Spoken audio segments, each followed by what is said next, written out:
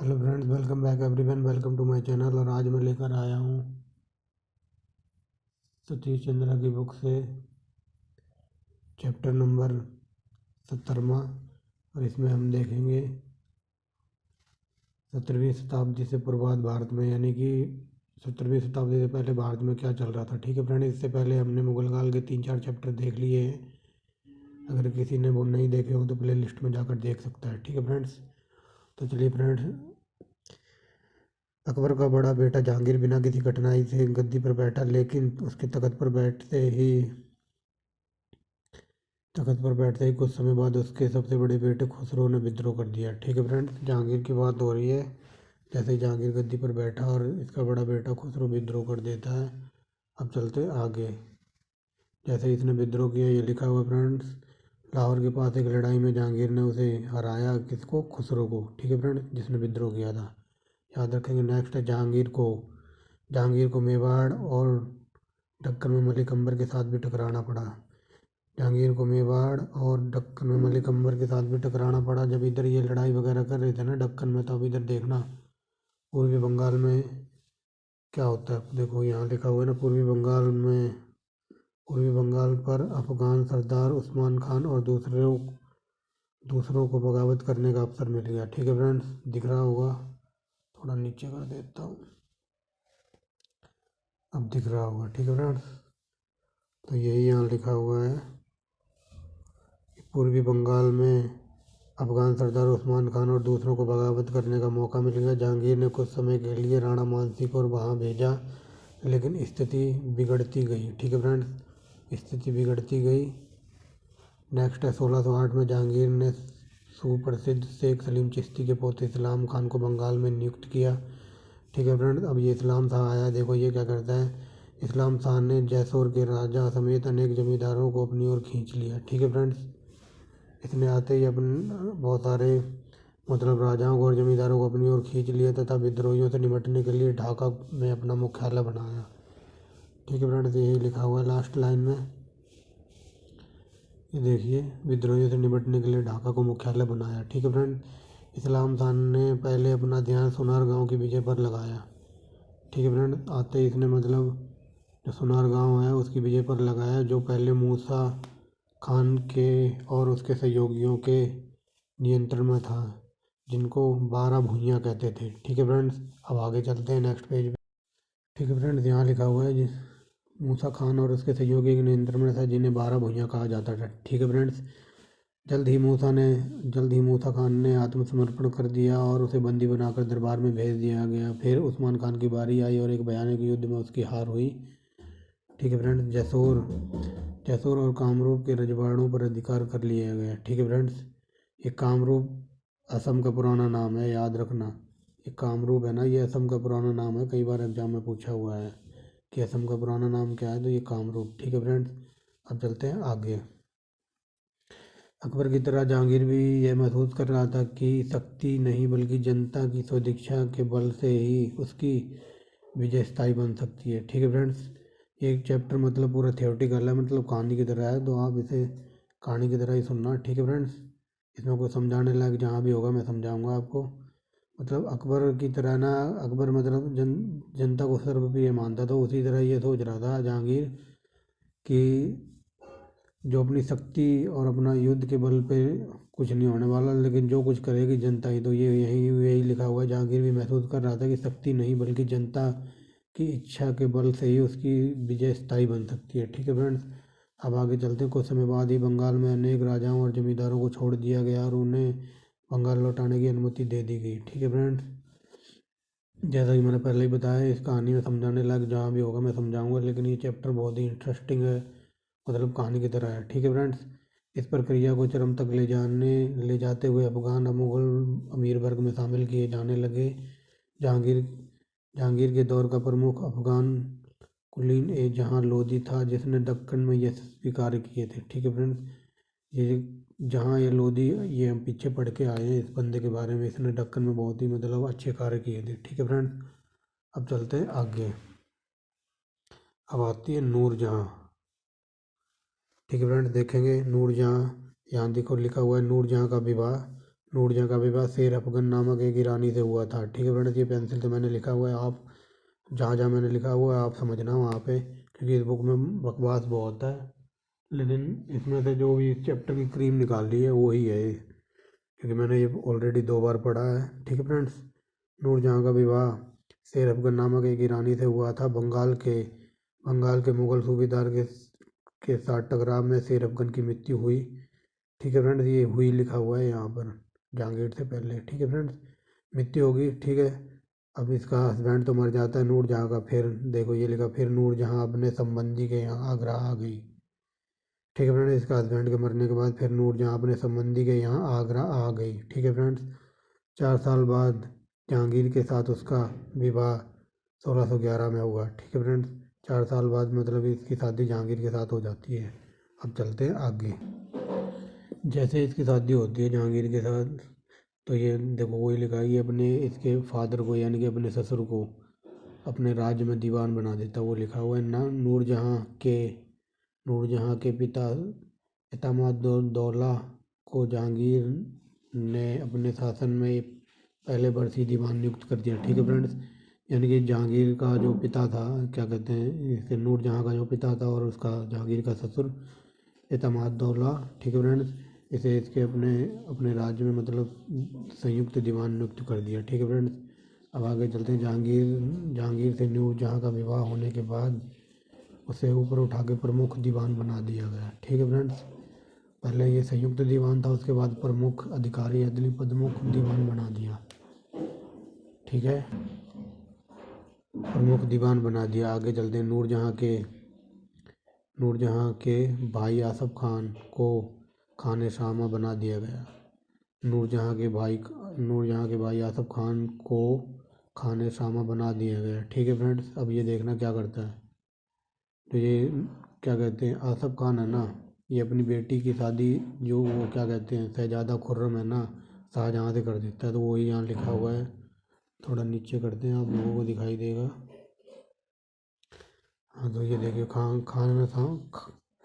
खाने सामा बना दिया गया।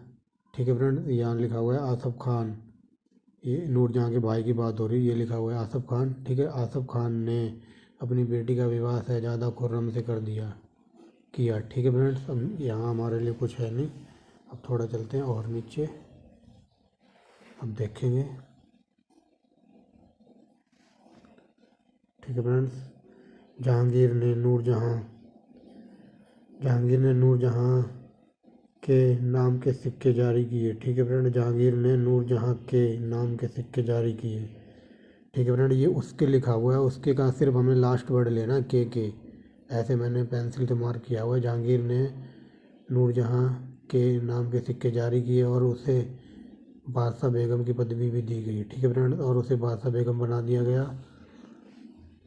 उसकी स्थिति के कारण दरबार में, अब इसकी बात हो रही है नूरजहाँ की, कहाँ गया, उसकी स्थिति के कारण दरबार में फारसी कला और संस्कृत को भारी प्रतिष्ठा प्राप्त हुई। ठीक है फ्रेंड्स, मतलब जैसे ही नूरजहाँ को बादशाह बेगम की पदवी दी गई तो इसके दरबार में फारसी कला और संस्कृत को मतलब भारी प्रतिष्ठा प्राप्त हुई। ठीक है, क्योंकि वह अच्छी घुड़सवार और पक्की निशानेबाज थी, इसलिए वह जहांगीर को प्रभावित कर सकती थी। ये नूरजहाँ की बात हो रही है, वह अच्छी घुड़सवार थी और निशानेबाज थी, इसलिए वो जहांगीर को प्रभावित कर सकती थी। ये देखिए फ्रेंड्स, नीचे लिखा हुआ है, इसलिए वह जहांगीर को प्रभावित कर सकती थी। ठीक है फ्रेंड्स, अब चलते हैं हम नेक्स्ट पेज पे। ठीक है फ्रेंड्स, यहाँ हमारे लिए कुछ है नहीं, अब चलते हैं थोड़ा नीचे, अब चलते हैं शाहजहाँ के विद्रोह में। तो ये शाहजहाँ का विद्रोह देखते हैं फ्रेंड। विद्रोह का तात्कालिक कारण ये हमने पीछे पढ़ा हुआ था पिछले वाले चैप्टर में, कि जैसे ही जहांगीर तैयारी करता है ना उसे कंधार को बचाने के लिए तैयारी वैयारी करता है, तो तत्काल में यही विद्रोह कर देता है, जिसके कारण कंधार उनके हाथों में चला जाता है। ठीक है फ्रेंड, अब वहीं से कहानी स्टार्ट हो रही है, तो शाहजहाँ ने विद्रोह किया था। विद्रोह का तात्कालिक कारण शाहजहाँ का कंधार जाने से इनकार, जिसे ईरानियों ने घेर रखा था। जहांगीर को डर था कि यह अभियान लंबा और कठिन होगा और उसके दरबार में उपस्थित न रहने के कारण उसके खिलाफ षड्यंत्र रचे जाएंगे, इसलिए उसने अनेक मांगें पेश की, जैसे दक्कन सेना पर पूरा नियंत्रण, अब ये मतलब बहाने बना रहा है, कुछ भी वो कह लो। ठीक है फ्रेंड, इसने डिमांड कर दी जैसे दक्कन में पूरा सेना पर नियंत्रण, पंजाब का पूरा वर्चस्व और अनेक किले पर नियंत्रण आदि। ठीक है फ्रेंड्स, ये विद्रोह कर रहा था क्योंकि ये चाहता था कि मैं यहाँ से जाऊँ ना दरबार से। अगर मैं दरबार से चला गया तो यहाँ मेरे पीठ पीछे कुछ भी हो सकता है, मेरी बुराई होगी या कुछ भी। ठीक है फ्रेंड्स, अब चलते हैं आगे। मांडू मांडू से जहाँ पर वह ठहरा था मांडू से जहाँ पर वह ठहरा था शाहजहाँ एकाएक आगरे की ओर वहाँ के खजाने पर कब्जा करने के उद्देश्य से आगे बढ़ा। इसकी शाहजहाँ की बात हो रही, मांडू में यह ठहरा हुआ था। शाहजहाँ मतलब आगे बढ़ रहा आगरे की तरफ, क्योंकि आगरे का जो भी खजाना वगैरह था ये उसका मतलब लूटने का उद्देश्य था। ठीक है फ्रेंड्स, लेकिन इसको ना क्या कहते हैं, उसे शाहजहाँ की बात हो रही है, उसे अपने ससुर या इसका ससुर था ना जो आसफ खान नूरजहाँ का भाई, जिसने अभी मैंने पीछे पढ़ा है, इसने अपनी लड़की की शादी इससे कर दी थी, तो इसका ससुर लगा ये आसफ खान। उसे अपने ससुर आसफ खान और दरबार के अनेक अमीरों का समर्थन प्राप्त था। लेकिन दिल्ली के पास हुई एक लड़ाई में महाबत खान के नेतृत्व वाली सेना ने शाहजहाँ को हरा दिया। ठीक है फ्रेंड्स, या मात दी। ठीक है फ्रेंड्स, कहानी समझ आ रही है, कहानी कहाँ जा रही है। ठीक है फ्रेंड्स, कहानी समझ आ रही होगी, धीरे धीरे आगे बढ़ रही है, समझ गए होगे। ये आगरे में मतलब जाता है खजाना वगैरह लूटने के लिए और इसे अपने ससुर और अनेक अमीर तुर्कों का समर्थन प्राप्त था, लेकिन महाबत खान से ये हार जाता है दिल्ली के पास एक लड़ाई में। ठीक है फ्रेंड्स, अब आगे चलते हैं आगे। उसे ये देखो ये लिखा हुआ है, उसे दक्कनी राजाओं के यहाँ शरण लेनी पड़ी। ठीक है फ्रेंड, उसे दक्कनी राजाओं के यहाँ शरण लेनी पड़ी, मतलब शाहजहाँ हारने के बाद दक्कनी राजाओं के साथ जाके मिल गया, शरण लेनी पड़ी। वह दक्कन से उड़ीसा पहुंचा, वहाँ के सूबेदार को हरा दिया। मतलब वहाँ उड़ीसा पहुंच कर ना वहाँ का जो भी सूबेदार वगैरह था उसको हरा दिया। ये लिखा हुआ है, अकस्मात आक्रमण करके उसे हरा दिया। तो इस वर्ड से हमें कोई लेना देना नहीं, हम सिर्फ अपना सेंटेंस बढ़िया तरह कंप्लीट करेंगे। उड़ीसा पहुंचा, वहाँ के सूबेदार को हरा दिया। ठीक है फ्रेंड्स, और जल्द ही बंगाल बिहार उसके नियंत्रण में आ गए। ठीक है फ्रेंड्स, अब चलते हैं आगे। उसके नियंत्रण में आ गए महाबत खान ने जोरदार, ये देखो यहाँ लिखा हुआ है, जोरदार कदम उठाए और शाहजहाँ को दक्कन में शरण लेने के लिए मजबूर कर दिया। ठीक है फ्रेंड्स, शाहजहाँ ने जहांगीर को क्षमा प्रार्थना के लिए लिखे पत्र, मतलब ये अपने फादर को पत्र लिख रहा है। शाहजहाँ ने जहांगीर को क्षमा प्रार्थना के लिए पत्र लिखे। ठीक है फ्रेंड्स, अब चलते हैं आगे। ठीक है फ्रेंड, ये लिखा हुआ, एक समझौते के अंतर्गत शाहजहाँ के दोनों बेटों दारा और औरंगजेब को बंधक के तौर पर दरबार में भेजा गया और शाहजहाँ को खर्च के लिए दक्कन का एक भाग आवंटित कर दिया गया। ठीक है फ्रेंड्स, मतलब इसने पत्र लिखा कि माफ़ वगैरह कर दो, लेकिन जो ये जहांगीर था तो ये कहता है ऐसे समझौता नहीं होगा, तो मतलब इसके दोनों बेटों को गिरवी रख लिया या बंदी बना लिया। यही लिखा हुआ है, एक समझौते के अंतर्गत शाहजहाँ के दोनों बेटों औरंगजेब और दारा को दरबार में बंदी के तौर पर पेश किया गया। ठीक है फ्रेंड, तो यहाँ हो गई शाहजहाँ की कहानी, शाहजहाँ का विद्रोह। अब चलते हैं महाबत खां देखते हैं ये कौन था। ठीक है फ्रेंड, शाहजहाँ के विद्रोह ने साम्राज्य को 4 वर्षों तक अस्त व्यस्त करके रखा, जिसके कारण कंधार हाथ से निकल गया और तथा दक्कन वालों को सभी इलाके वापस पाने का मौका मिल गया। ठीक है फ्रेंड्स, इसने विद्रोह किया था, मतलब 4-5 साल तक मतलब इनके दरबार में अस्त व्यस्त रही। इसके कारण जो कंधार था ना, जो हम पीछे पड़ के आए हैं, वो दक्कन वालों को और उसके दक्कन वालों को सभी इलाके वापस लेने का मौका मिल गया। ठीक है फ्रेंड्स, अब चलते हैं आगे। शाहजहाँ का आरोप बराबर यही था कि जहांगीर के बिगड़ते स्वास्थ्य के कारण वास्तविक रूप से पूरी शक्ति नूरजहाँ बेगम के हाथों में चली गई थी। इस आरोप को स्वीकार करना कठिन था। ठीक है फ्रेंड्स, अब इससे पूछा गया कि भाई तूने विद्रोह क्यों किया था। जहांगीर ने ये कहा, क्या कहते हैं, शाहजहाँ ने ये कहा कि जो जहांगीर था ये मतलब राजा था, तो इसकी तबीयत वगैरह ठीक नहीं रहती थी और मैंने विद्रोह इसलिए किया क्योंकि ये इसकी वाइफ के हाथों में धीरे धीरे सारा राजपाट जा रहा था। तो वही यहाँ लिखा हुआ है। ठीक है फ्रेंड्स, क्योंकि नूरजहाँ का ससुर आसफ खान साम्राज्य का दीवान था। ठीक है फ्रेंड्स, ये सोच रहा होगा कभी नूरजहाँ मतलब गद्दी पे ना बैठ जाए, और इसका बाप तो है ही दीवान, तो मेरे हाथ में क्या आएगा, कुछ नहीं आएगा, इसलिए इसने विद्रोह किया था। ठीक है फ्रेंड्स, वही बता रहा है ये। अब आगे चलते हैं। महावत खां, अब ये महावत खां इसकी हेल्प वगैरह करता होगा, देखना फ्रेंड्स आगे।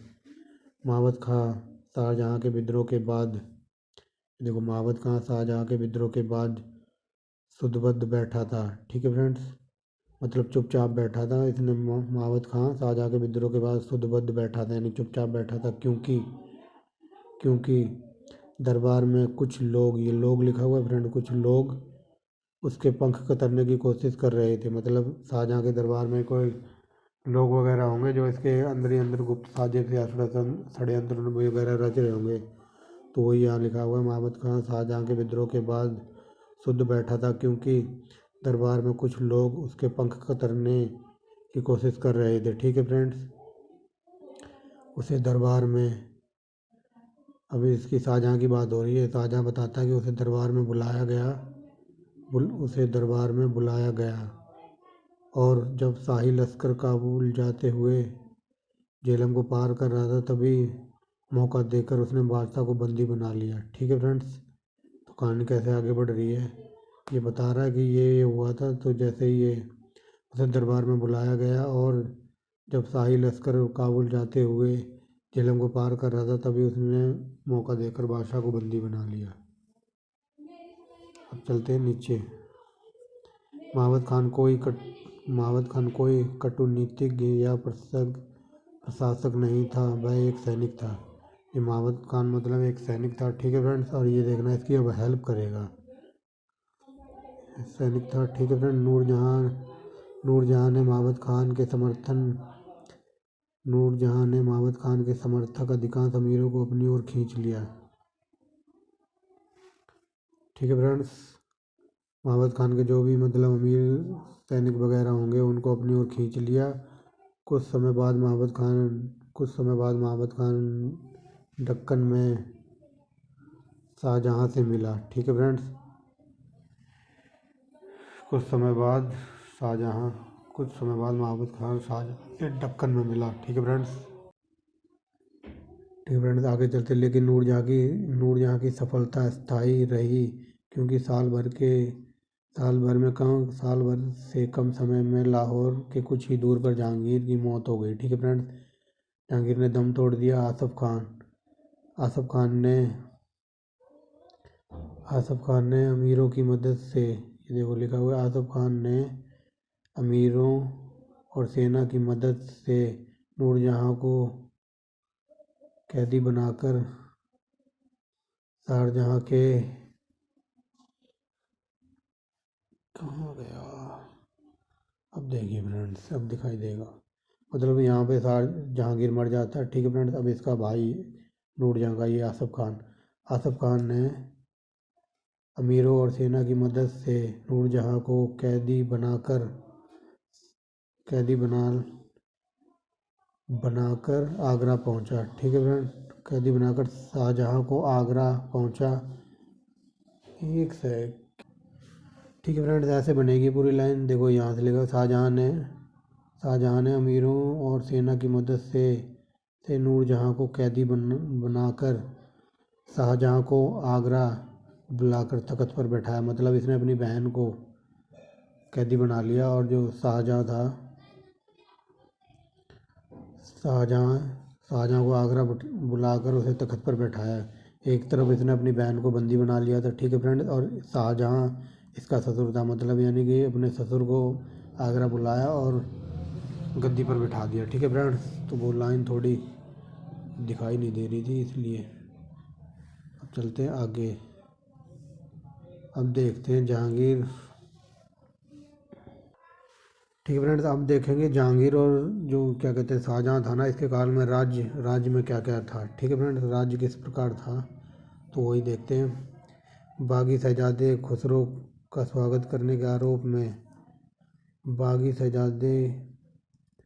शहजादे खुसरो का स्वागत करने के आरोप में सम्मानित सिख गुरु अर्जुन देव की घोर निंदा की गई और उन्हें दी गई यंत्रणा भी इस नीति का अंग थी। ठीक है फ्रेंड्स, जहांगीर ने सभी धर्मों का सम्मान और स्वतंत्रता देने की अकबरी नीति की न सिर्फ प्रशंसा की बल्कि उसे जारी भी रखा। मतलब इसके मतलब सभी धर्मों का ये सम्मान वगैरह करता था जैसे अकबर था।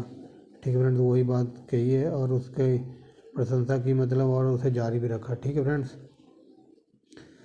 अब देखिए जहांगीर क्या करता है। ये जहांगीर ने एक दिन सूर्य को समर्पित किया था। सप्ताह में मतलब सप्ताह में एक दिन मतलब सूर्य का पूजा पाठ करता होगा, यही लिखा हुआ। जहांगीर सप्ताह का एक दिन सूर्य के लिए समर्पित करता था और एक दिन कोई पशु नहीं मारा जाता था खाने के लिए। ठीक है मैंने पशु बलि पर इसने रोक लगाई थी। ये क्वेश्चन कई बार पूछा गया है कि ऐसा कौन सा शासक था जिसने पशु बलि पर रोक लगाई थी एक दिन, सप्ताह में एक दिन के लिए, तो वो जहांगीर था। ठीक है फ्रेंड्स, वह विभिन्न हिंदू त्यौहार भी मनाता था। ठीक है फ्रेंड, वह विभिन्न हिंदू त्यौहार भी मनाता था। नए मंदिर बनाने पर कोई रोक नहीं थी। ठीक है फ्रेंड्स, ये देखिए अब दिखाई देगा। वह विभिन्न हिंदू त्यौहार भी मनाता था जहांगीर। ठीक है फ्रेंड्स, नए मंदिर बनाने पर कोई रोक नहीं थी जहांगीर के काल में, याद रखेंगे फ्रेंड्स। अभी तक शाहजहाँ के बारे में बताया गया। शाहजहाँ ने 1628 से अट्ठावन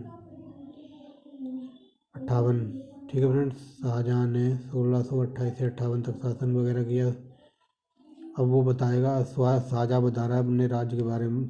वह स्वयं को इस्लाम का रक्षक करार कर दिया और इस नीति को दोहराया कि पुराने पूजा स्थलों की मरम्मत तो की जा सकती है पर नए मंदिर नहीं बनाए जा सकते। ठीक है फ्रेंड्स, शाहजहाँ कह रहा है शाहजहाँ ने स्वयं को इस्लाम का रक्षक करार दिया। ठीक है फ्रेंड्स, ये इधर इसका काल लिखा हुआ है तो यहाँ से पढ़ेंगे। शाहजहाँ ने स्वयं को इस्लाम का रक्षक करार दिया और इस नीति को दोहराया कि पुराने पूजा स्थलों की मरम्मत तो कराई जा सकती है लेकिन नए मंदिर नहीं बनाए जा सकते। ठीक है फ्रेंड्स, इसलिए जहांगीर के काल में बने अनेक मंदिर नष्ट कर दिए गए।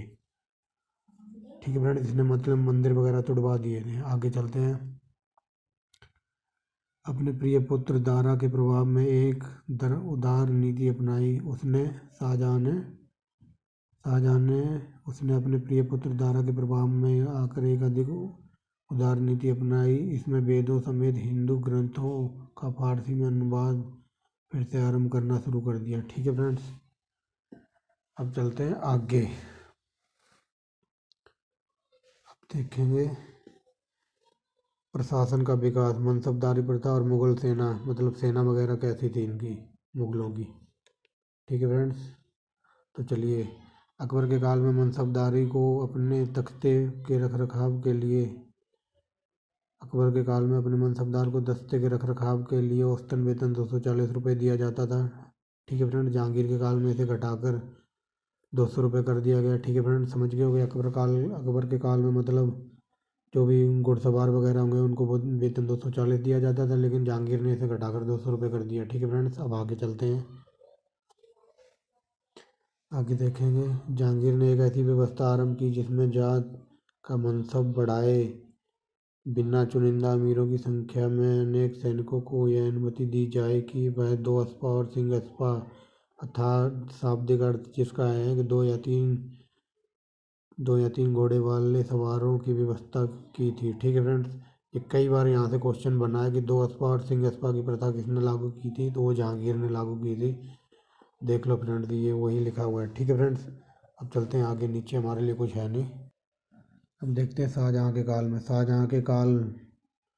शाहजहाँ के काल में अमीरों को एक सवार मनसब बस एक तिहाई और कुछ परिस्थिति में एक चौथाई रखने की आशा की जाती थी। ठीक है फ्रेंड्स, शाहजहाँ के काल में मतलब जो ये मनसबदार वगैरह होते थे इनको बस एक तिहाई और कुछ परिस्थितियों में एक चौथाई सवार रखने की आशा की जाती थी। ठीक है फ्रेंड्स, अब चलते हैं आगे। हालांकि मनसबदारों को नगद वेतन ना देकर जागीरें दी जाती थी। ठीक है फ्रेंड्स, मान लो कोई मनसबदार है तो उसे मतलब वेतन नहीं दिया जाता तो कुछ ज़मीन वगैरह कुछ भी दे देते थे उस टाइम। ठीक है फ्रेंड्स, ये आगे लिखा हुआ है। जागीरों को प्रदान करने के लिए राजस्व विभाग में एक रजिस्टर रखना पड़ता था। ठीक है फ्रेंड्स, जैसे कि आज के टाइम में होती है रजिस्टर वगैरह के किससे कितना देना है, किसको किससे कितना लेना है। ठीक है फ्रेंड, वही नोट करते होंगे उस टाइम। ठीक है फ्रेंड, रजिस्टर रखना पड़ता था। राशि रुपए में ना देकर दामों में बताई जाती थी। ठीक है फ्रेंड्स, रुपए नहीं मतलब दाम में बताई जाती थी। इस दस्तावेज को जमा दामी अर्थात आय का दाम पर आधारित आकलन कहा जाता था। ये जमा दामी याद रखना फ्रेंड, ये कई बार ऑप्शन क्वेश्चन पूछा जा सकता है एग्जाम में। ठीक है फ्रेंड, कि जमा दामी क्या होता था। ये तो मतलब रजिस्टर जो भी जिसमें जो बही खाता वगैरह होता था दस्तावेज। ठीक है फ्रेंड, याद रखेंगे। नेक्स्ट है, जब मनसबदारों की संख्या बढ़ती तो राज्य में वित्तीय संसाधनों पर दबाव कम, मतलब जब मनसबदार की संख्या बढ़ती गई तो राज्य में मतलब खर्चा कम करने के लिए, वही लिखा है, तो राज्य में वित्तीय संसाधनों का दबाव कम करने के लिए, ये देखो यहाँ लिखा हुआ है फ्रेंड्स, करने के लिए, अब दिखाई देगा, कम करने के लिए श्रेणी क्रम में एक नई विधि अपनाकर उन सैनिकों और घोड़ों को संख्या घटा दी गई। ठीक है फ्रेंड्स, अमीरों के जो भी घोड़े वगैरह थे ना, ये देखो आगे लिखा हुआ है, घटा दी गई, जो एक अमीर को अपने सवार मनसब के कारण रखने पड़ते थे। ये यहाँ से, ठीक है फ्रेंड्स, ये मैंने मार्क नहीं किया था, रखने पड़ते थे। ठीक है फ्रेंड्स, मनसबदारों का वेतन महाबाई पैमाने पर तय किया जाता था। मतलब जो इनको पेमेंट वगैरह मिलती होगी वो माह में मिल जाती होगी। माह मतलब महीने में, जैसे भी ये देते होंगे, महीने में, 10 महीने में, 6 माह में, या 2 माह में, या इससे भी कम। ठीक है फ्रेंड्स, वही लिखा हुआ है यहाँ, मनसबदारों का वेतन माहवारी पैमाने पर तय किया जाता था। 10 माह के बाद लेना है, कि 8 माह में, कि 6 माह में, कि महीने के महीने, आज के टाइम। ठीक है फ्रेंड, जैसे कि आज होता है महीने के महीने मिलता है। नीचे कुछ है नहीं हमारे लिए। अब देखते हैं मुग़ल सेना। ठीक है फ्रेंड्स, मुग़ल सेना में सेना वगैरह कैसी थी, क्या होता था। ठीक है फ्रेंड्स, तो चलिए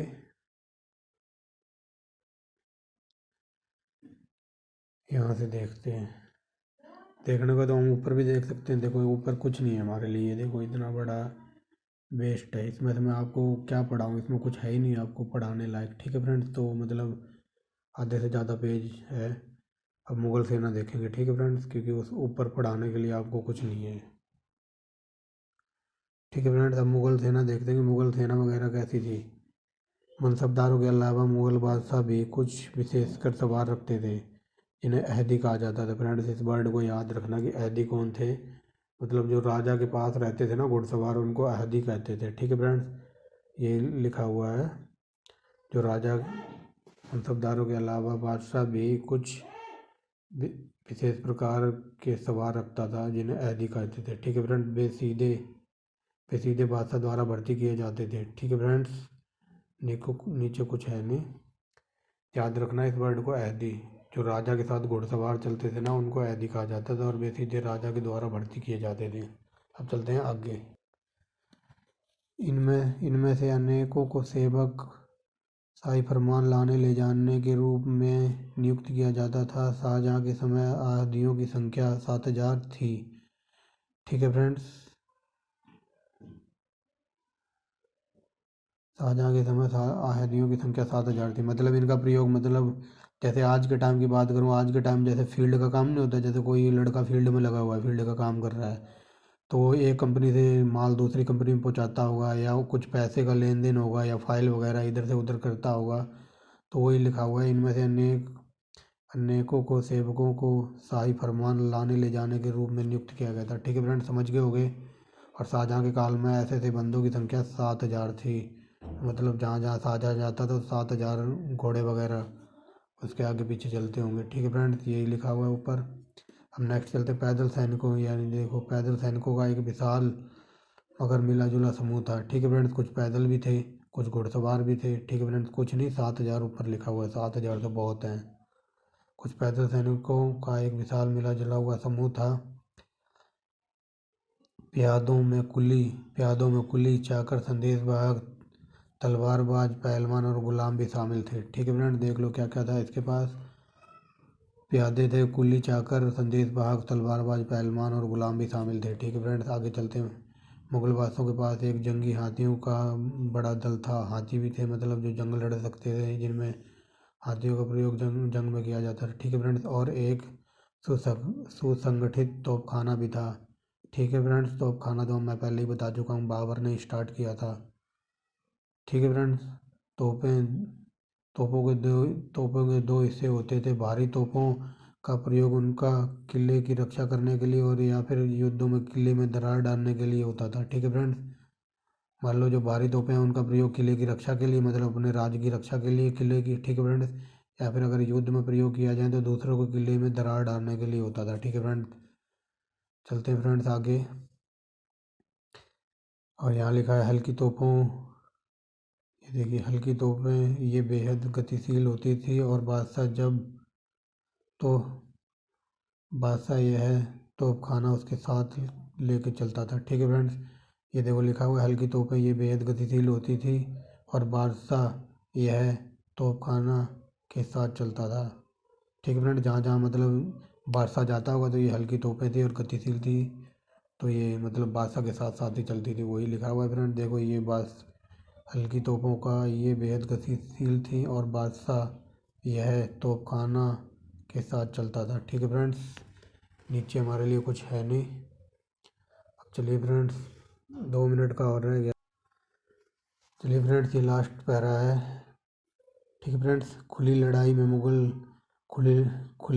मुगल सेना मध्य एशिया और ईरानियों से की सेनाओं से कम नहीं थी। ठीक है फ्रेंड्स, मतलब जैसे मैदानों में खुली लड़ाई होती है ना, मार काट, तो वही बता रहा है खुली लड़ाई में मुगल सेना मध्य एशियाई और ईरानियों सेनाओं से कम नहीं थी, लेकिन यूरोप की तुलना में इन राज्यों की सेनाएं पिछड़ी हुई थीं, खासकर पैदल सेना और तोपखाने मामले। ठीक है फ्रेंड्स, तो कहने का मतलब ये है कि मतलब जो भी ईरान और ये मध्य एशिया में जो सेनाएं वगैरह थी ना, इनमें मुगल मतलब अच्छी तरह भिड़ जाते थे, लड़ लेते थे। लेकिन जब यूरोप वाले आ गए ना, जैसे अंग्रेज वगैरह आ गए, तो अंग्रेज़ों के पास मतलब अच्छे अच्छे टेक्नोलॉजी वाले हथियार वगैरह होंगे, तो वही बताया गया है यूरोप की तुलना में इन राज्यों की सेनाएं पिछड़ी हुई थी, खासकर पैदल सेनाएं और तोपखाने मामले। मतलब अंग्रेज़ों के पास बढ़िया बढ़िया तोपें होंगी, टैंक होंगे, वो सबसे बढ़िया तो उनका जो नेवी थी वो थी, तो उनके सामने ये पैदल सेना वाले कहाँ टिकेंगे। ठीक है फ्रेंड्स, नेवी वगैरह होगी। ठीक है फ्रेंड्स, तो ये थी आज की वीडियो। अगर वीडियो अच्छी लगी तो लाइक एंड शेयर करना, सब्सक्राइब करना चैनल को। Thanks for watching the video and bye bye. अगला चैप्टर हम जल्दी देखेंगे, इसका 18वां चैप्टर। ठीक है फ्रेंड्स, उसमें भी बस 1-2 दिन के अंदर मैं वीडियो बना दूंगा। थैंक यू फ्रेंड्स, अगर वीडियो अच्छी लगी हो तो लाइक एंड शेयर करना। Bye bye.